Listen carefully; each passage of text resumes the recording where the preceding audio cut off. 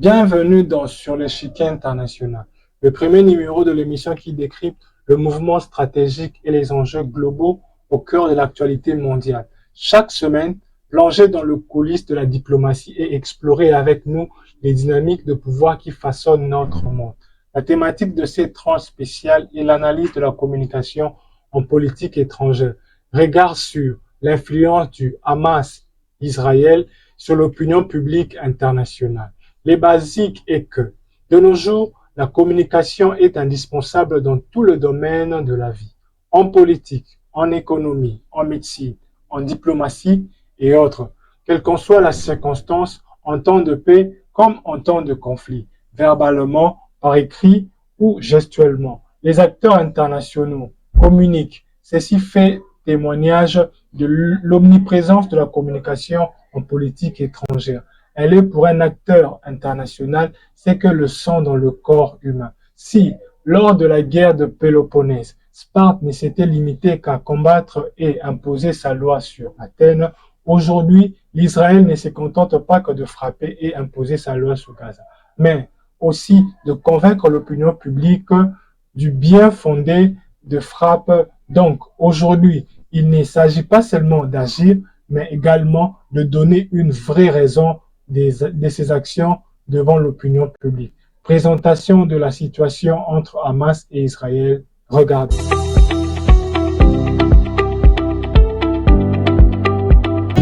Il est 7 heures du matin, le 7 octobre 2023. Des centaines d'hommes armés pénètrent en Israël depuis la bande de Gaza. Ce sont des membres du Hamas. Pendant une journée, ils vont mener une opération terroriste d'ampleur inédite, massacrant des centaines de civils et militaires israéliens. L'armée israélienne est totalement prise par surprise. Mais dès le lendemain, l'aviation israélienne commence une série de frappes sur la bande de Gaza. En 24 heures, Israël et la bande de Gaza basculent dans une guerre d'une extrême violence. Par sa brutalité, ses victimes civiles et sa concentration géographique, ce conflit va marquer l'histoire. Comment le raconter ? Interdit d'entrer dans Gaza par les autorités israéliennes et pris entre les propagandes des deux camps, les journalistes du monde ont dû développer des contacts, entretenir des relations avec des sources à distance, analyser et authentifier des milliers de vidéos amateurs. Voilà depuis un an ce qu'ils ont vu.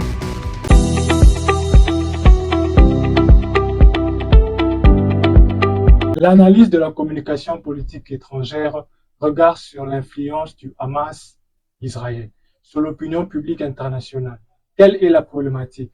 L'opinion publique constitue une force, objet de toutes les convoitises, notamment de politiques en quête de légitimité. Sur le plan national qu'international, il demeure important pour les hommes politiques de se donner une certaine légitimité et à leur action également. Au-delà d'être un acteur en relations internationales, l'opinion publique est un enjeu pour lequel les acteurs se battent. C'est pour cette raison que les États visent de plus en plus la conquête des esprits avec une main sur l'opinion publique, c'est-à-dire coloniser les esprits du public international, escroquer les psychologies, bref, influencer l'opinion publique internationale. Cet état de choses contraint les États à se munir des stratégies de communication efficaces. L'origine de la guerre, attaque d'Hamas et réponse d'Israël dans ces reportages.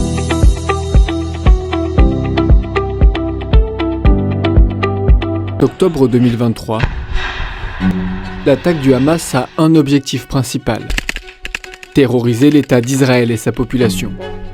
Dispersés en plusieurs groupes, les miliciens palestiniens s'infiltrent à travers la frontière, réputée infranchissable. Au moins 8 localités sont ciblées, dont plusieurs kibboutz, des villages communautaires israéliens. Pendant plusieurs heures, sans rencontrer de réelle résistance, les membres du Hamas assassinent des civils, par centaines. Au total, près de 800 civils sont massacrés, dont presque un tiers de femmes et d'enfants. Plusieurs dizaines de personnes sont prises en otage. Et là, je vois les premières images.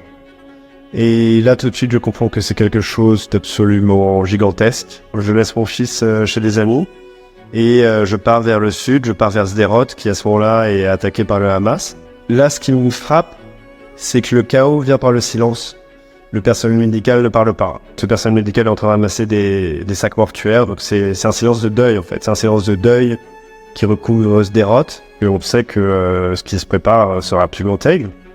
En riposte, le territoire palestinien est pilonné. 20 jours plus tard, l'armée israélienne lance son offensive terrestre. De nuit, les premiers soldats et blindés pénètrent, par le nord, dans l'enclave palestinienne. C'est le début de l'opération militaire baptisée Glaive de fer. Avec elle est imposé un blocus complet de Gaza. אין חשמל, אין מזון, אין מים, אין דלק. הכל סגור. L'enclave est désormais totalement coupée du monde extérieur. À partir de janvier 2024, les militaires israéliens progressent vers le sud, lentement. De ces combats, les seules images qui sont disponibles viennent presque intégralement de l'armée israélienne elle-même. Aucun journaliste étranger n'est autorisé à s'approcher du front. Ça devait faire 6 mois de guerre. J'ai pris ma voiture, j'ai longé tout Gaza, côté israélien, en essayant de m'approcher le plus possible, d'y entrer. À chaque fois, je me suis cassé les dents sur un checkpoint israélien. Sincèrement, c'est beaucoup de frustration. Quand on se rend compte que tout est fermé, qu'on peut pas y accéder, qu'on peut pas le voir, qu'on peut pas le raconter. Après, il faut réussir à couvrir la guerre par un autre moyen. Donc, on fait avec ce qu'on a et où on est. Donc, on parle de l'impact sur la société israélienne qui est transformée par les événements. On parle du conflit en Cisjordanie qui est toujours en cours et qui s'est intensifié depuis 1 an. Et maintenant, on essaye de couvrir le nord avec ce qui s'y passe. Gaza est inaccessible, à une exception près. 1 mois après le 7 octobre, des officiers israéliens proposent à une poignée de journalistes occidentaux d'assister à une patrouille. Il y a une chose qui m'a immédiatement frappé. J'ai vu beaucoup de villes détruites, j'ai vu beaucoup de villes bombardées, j'ai vu beaucoup d'endroits du monde où la guerre avait tout ravagé. Et je dois dire que là, Beit Hanoun, à ce moment-là, et vous vous rendez compte, c'était simplement au mois de novembre, était détruite à un point très élevé. Il y avait d'ailleurs plus une seule personne, en tout cas visible, dans tous les environs de là où nous avons évolué pour une petite patrouille. Le contrôle des images est opéré par les 2 camps. L'armée israélienne se contente souvent de diffuser des images à son avantage, tronquées ou difficilement vérifiables. Le Hamas, de son côté, publie seulement des vidéos de combat à sa gloire et des communiqués officiels peu précis. En parallèle, de nombreuses vidéos amateurs sont constamment publiées. Une fois analysées et authentifiées, elles constituent des sources d'informations utiles.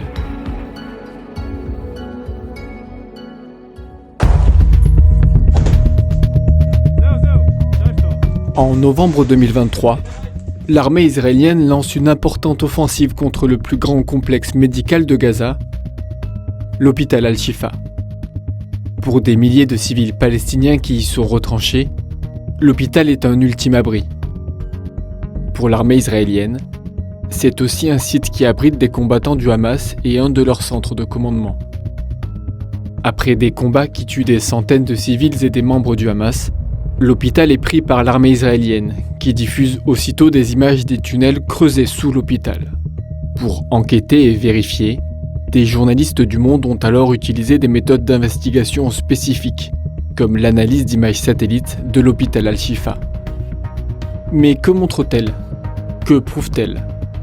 Les images satellites, elles nous aident beaucoup à recontextualiser et à vérifier les images de propagande.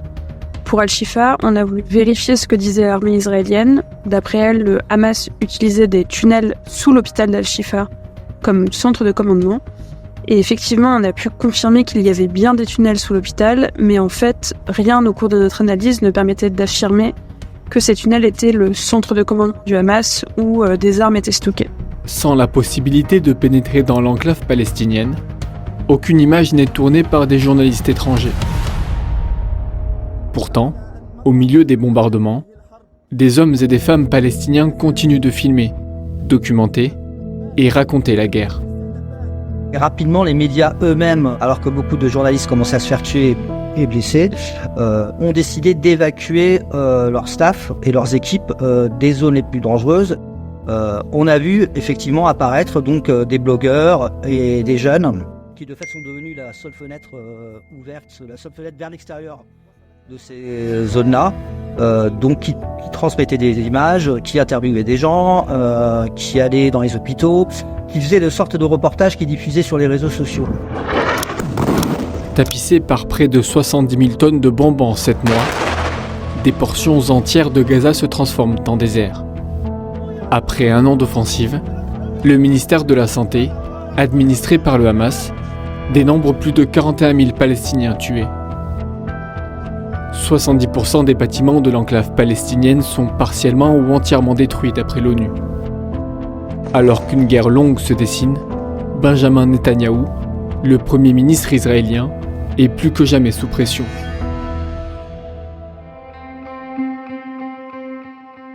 Une voix résonne plus fort que les autres, celle des États-Unis. Le premier partenaire militaire d'Israël demande un cessez-le-feu pour la mise en place d'une trêve humanitaire. 6 jours, du 24 au 30 novembre 2023, sont négociés. Les combats s'arrêtent, 17 otages israéliens sont libérés et 39 prisonniers palestiniens. Mais début décembre, les bombes recommencent à tomber sur Gaza.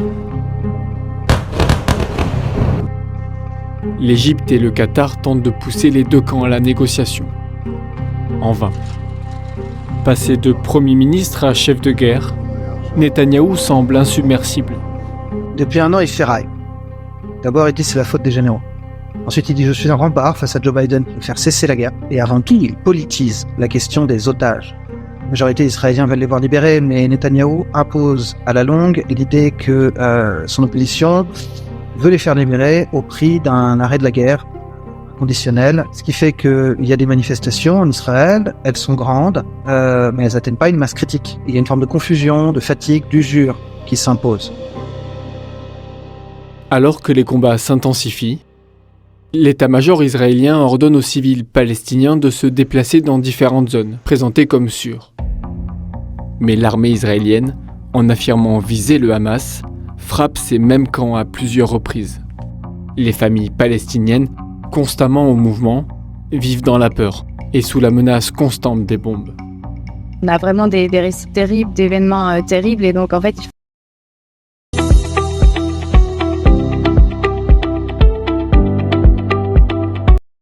Le conflit Hamas-Israël. Depuis l'attaque du Hamas contre Israël le 7 octobre 2023, l'État hébreu et le mouvement islamique palestinien sont engagés dans une guerre ouverte qui se joue également sur le terrain de la communication. Si les deux camps s'affrontent avec des stratégies bien différentes, l'objet est le même. Projeter une image de confiance sans faillir et ranger l'opinion publique internationale à sa cause. Pour mieux influencer l'opinion publique, le Hamas et Israël ont recouru à la désinformation, mésinformation, propagande, l'intoxication, l'origine et l'histoire d'Hamas partant de sa création sur ces vidéos.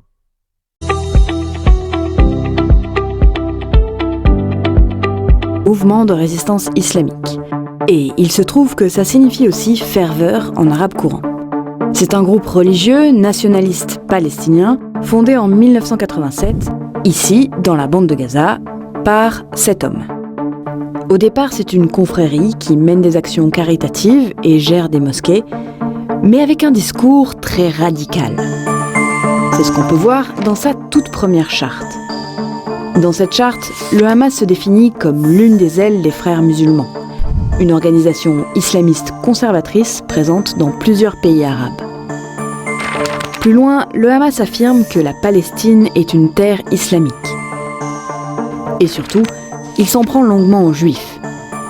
Il en dresse un portrait antisémite et complotiste, et les accuse d'avoir usurpé et envahi la Palestine.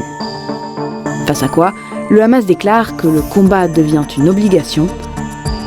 Les solutions diplomatiques ne seraient que perte de temps et activité futile. Bref, À ce moment-là, le Hamas se définit donc comme un groupe islamiste violent. Mais il n'est qu'un groupe militant parmi d'autres. Mais au début des années 90, un événement vient modifier le cours de l'histoire. Cet homme, c'est Yasser Arafat, leader palestinien dont le parti est le Fatah. Il engage un processus de paix avec Israël et en 1993, il signe les accords d'Oslo. Avec ces accords, le Fatah dépose les armes. Et ça ne plaît pas au Hamas, qui décide, lui, de passer au niveau supérieur dans la lutte armée. Le mouvement se dote d'une branche militaire, les brigades Izz al-Din al-Qassam. Cette branche armée est responsable de nombreux attentats suicides contre les Israéliens. À la fin des années 90, le processus de paix n'a toujours pas abouti. Le Hamas, qui s'est toujours opposé aux accords d'Oslo, gagne en popularité. Les leaders du mouvement profitent de cette popularité pour créer un parti politique opposé au Fatah. Leur objectif ? Devenir les représentants légitimes de l'ensemble des Palestiniens. L'entrée du Hamas dans le jeu politique, c'est une évolution progressive de son idéologie. We are talking about coming back to the frontiers of 1967. And this would bring peace. Maybe. Les frontières de 1967, dont parle le porte-parole du Hamas, sont les lignes d'armistice signées en 1949 par Israël et les pays arabes voisins après plusieurs mois de guerre.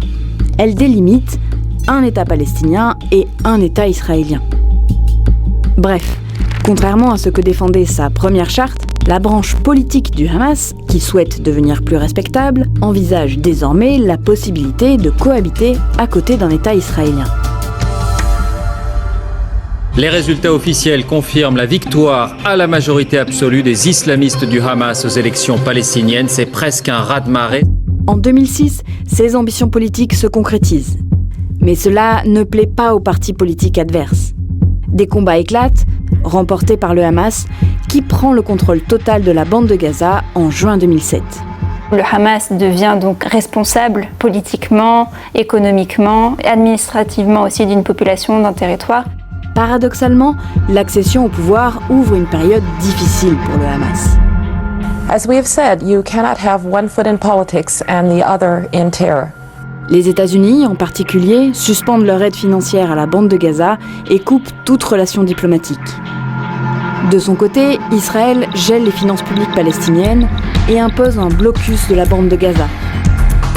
Les cadres du Hamas, menacés de mort, se réfugient dans les pays arabes voisins.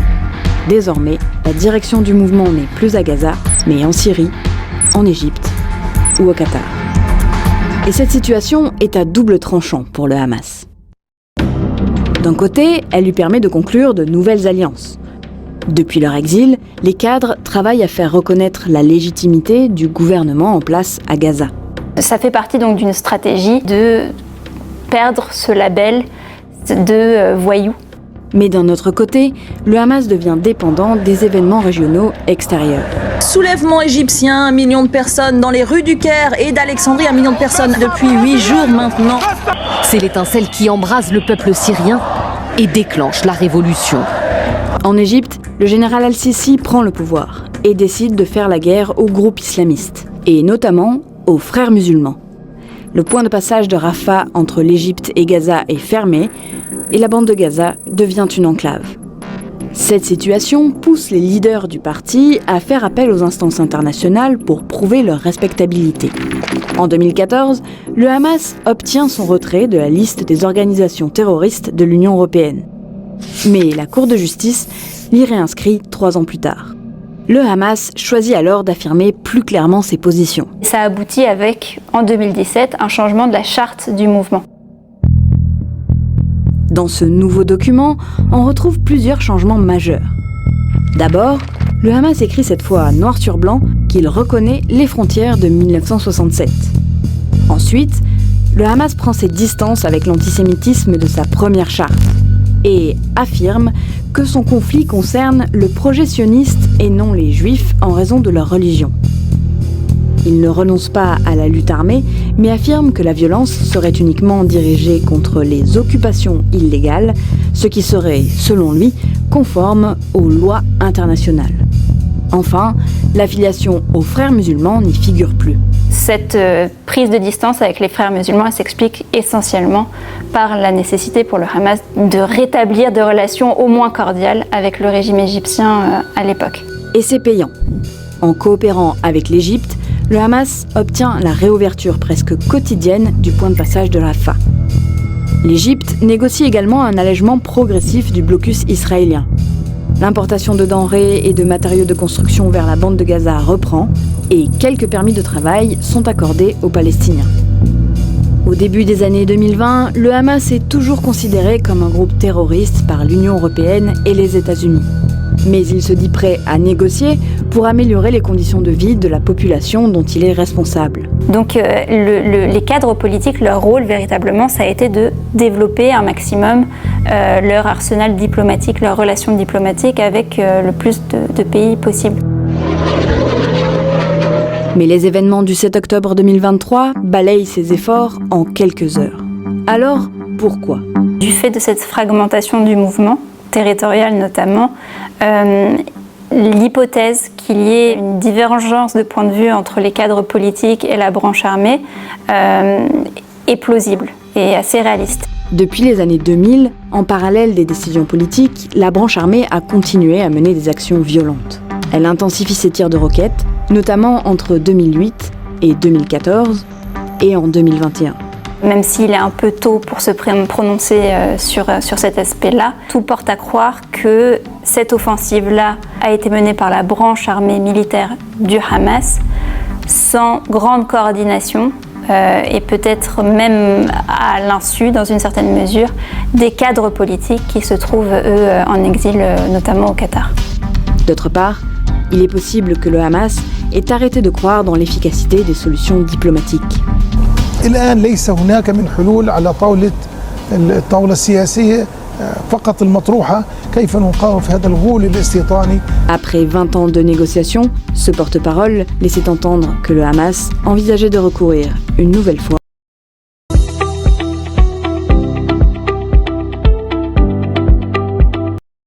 Une dichotomie communicationnelle. Il s'agit pour Israël de légitimer son action en établissant aux yeux du monde ce qu'il appelle la réalité de fait, des crimes commis pour ceux qu'il appelle les terroristes du Hamas. L'enjeu, c'est bien l'opinion publique mondiale. Il faut donc sensibiliser l'opinion mondiale de la gravité de crimes commis par le Hamas en même temps qu'à la situation des otages. Pour le Hamas, il s'agit de mettre en avant les victimes civiles palestiniennes et prouver ostensiblement la cruauté et la monstruosité d'Israël qui massacre les civils.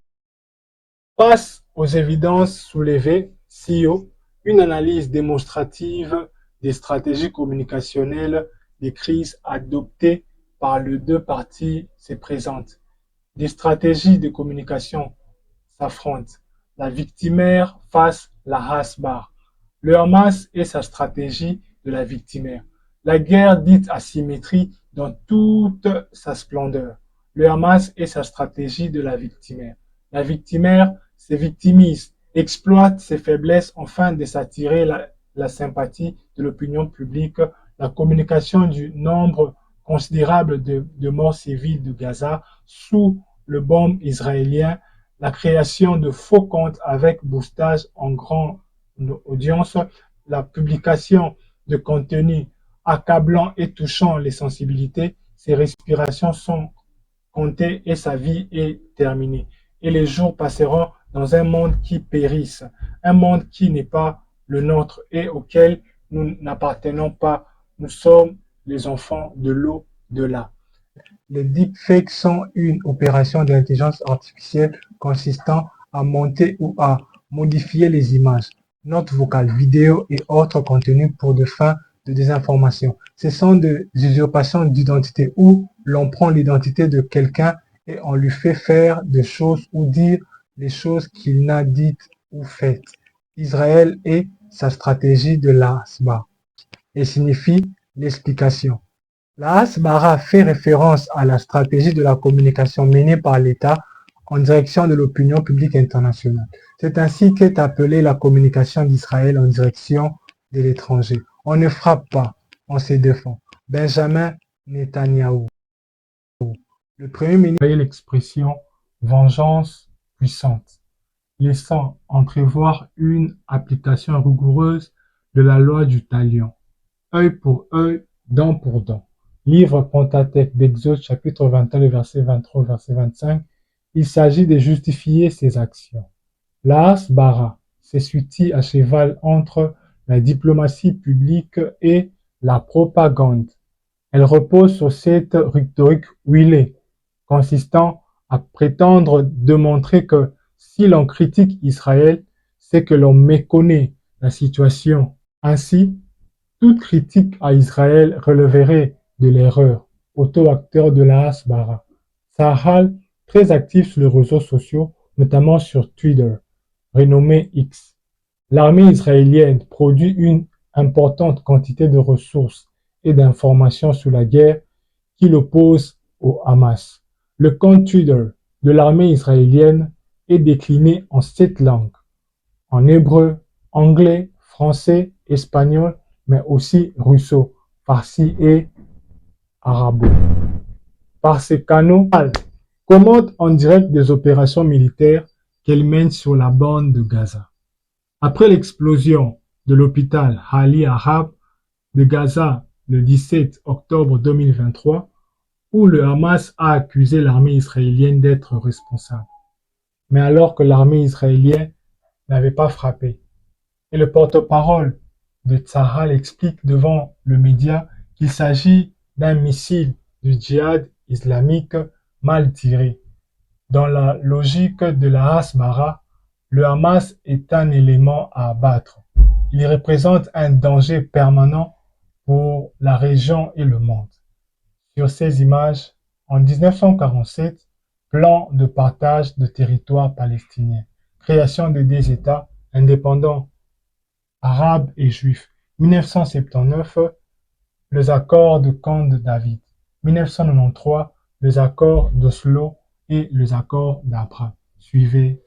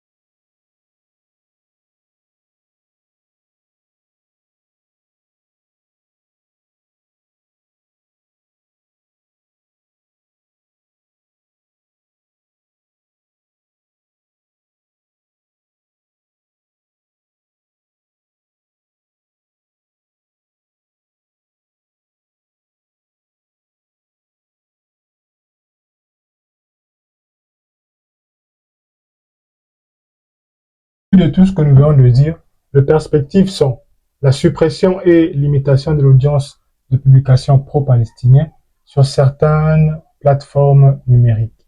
Les algorithmes peuvent restreindre la portée de contenu jugé sensible que controversé, souvent sous prétexte de violation de règles communautaires.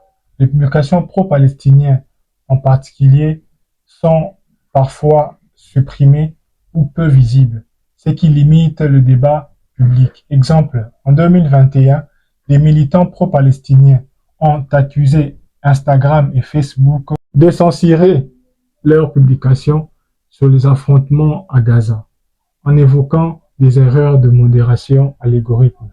Ces images illustrent la suppression et la limitation de l'audience. Suivez.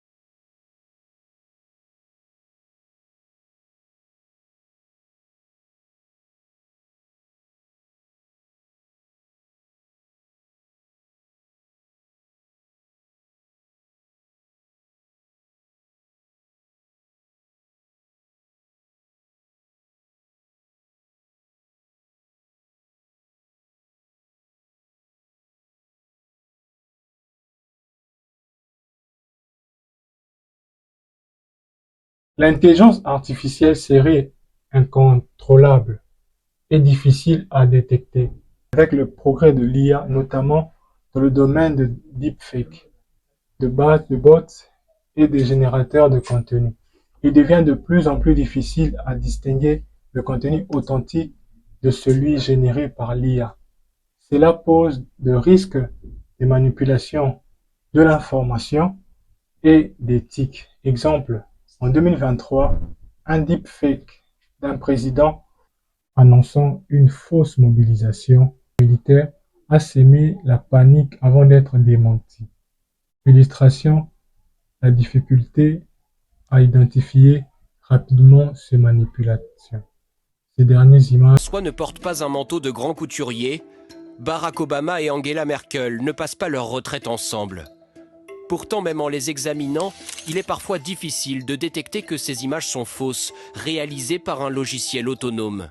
Ces montages prouvent autant les progrès que les dangers de l'intelligence artificielle, à tel point que des centaines d'experts demandent aujourd'hui d'interrompre son développement pendant 6 mois. Comme Elon Musk, le patron de Twitter, ou le cofondateur d'Apple, Steve Wozniak. Avec inquiétude, il qualifie l'intelligence artificielle de cerveau numérique toujours plus puissant que personne, pas même leur créateur, ne peut comprendre, prédire ou contrôler de manière fiable. L'intelligence artificielle pourrait conduire à la disparition de 300 millions d'emplois, selon une banque américaine. Dans des entrepôts d'IKEA, en Belgique ou en Allemagne, des drones réalisent déjà l'inventaire des stocks 12 fois plus vite que des humains. Des supermarchés, comme celui-ci d'Amazon au Royaume-Uni, se passent de caissiers. Des caméras intelligentes dressent en temps réel la liste des achats des clients et leur envoient la facture. Les postes manuels ne sont pas les seuls à être menacés, car le logiciel ChatGPT est désormais capable d'écrire des synthèses, des comptes rendus et même des articles. Maintenant, cette intelligence artificielle, elle est capable de créer, elle est capable peut-être même de prendre des décisions plus ou moins intelligentes. Et donc là, on se sent attaqué dans notre capacité humaine de raisonner et dans notre capacité humaine de créer quelque chose. Ce sont bien pourtant les humains qui ont offert à l'intelligence artificielle de tels pouvoirs. Ses capacités de calcul et d'invention sont nourries... C'était notre émission sur le Chiquet International qui décrypte l'actualité en profondeur. Nous vous donnons rendez-vous pour un prochain numéro.